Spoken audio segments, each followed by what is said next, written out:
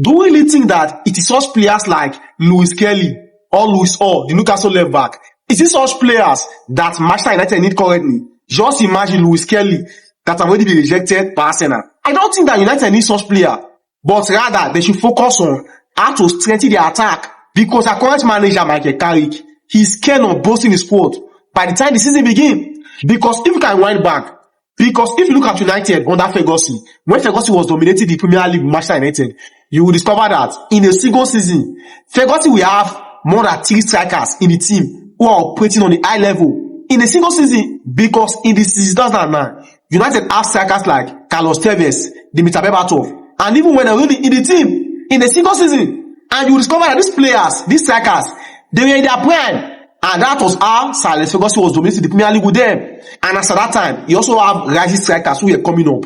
Strikers like Makeda. We all know him. Those of you who are United fans, you must know Makeda, who was one of the young strikers that were groomed by Sir Alex Ferguson. So comparing this current Manchester United team under Michael Carrick with Sir Alex Ferguson team, I think that they can't just depend on only Benjamin Sesko. No, they need more strikers. They need to empower their side. And I don't think that it is a player like Lewis Kelly they need currently. No. Instead of United to back up Michael Carrick in order for him to achieve this quest by securing good signings for him, but rather they lose good players like Elliot Henderson to Manchester City and Matheus Fernandes to Spurs. Now, after losing out on Elliot Henderson and Matheus Fernandes, they want to bring a player like Lewis Kelly from Arsenal. Just imagine Lewis Kelly, the Arsenal ass, who has already been rejected by Arsenal.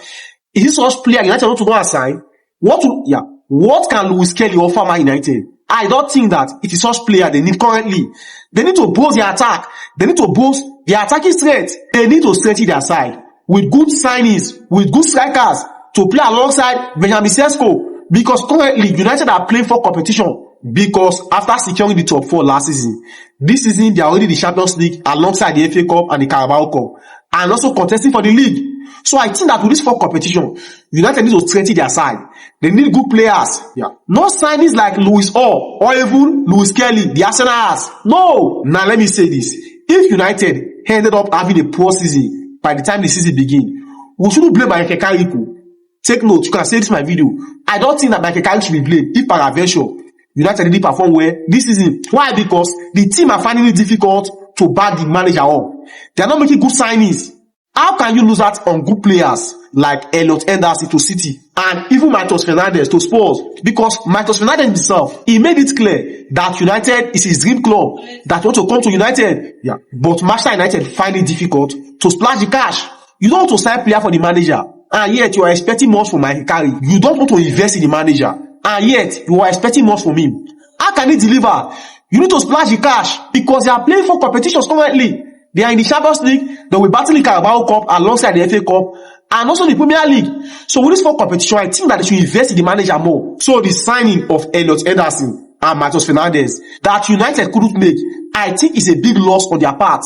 Because these players, they are good players. So if peradventure United ended up turning the table, and if peradventure they make good signing for Michael Carrick, they should give him time for him to build the team. They should not be hurry for him to give instant result, but rather they should be patient with him.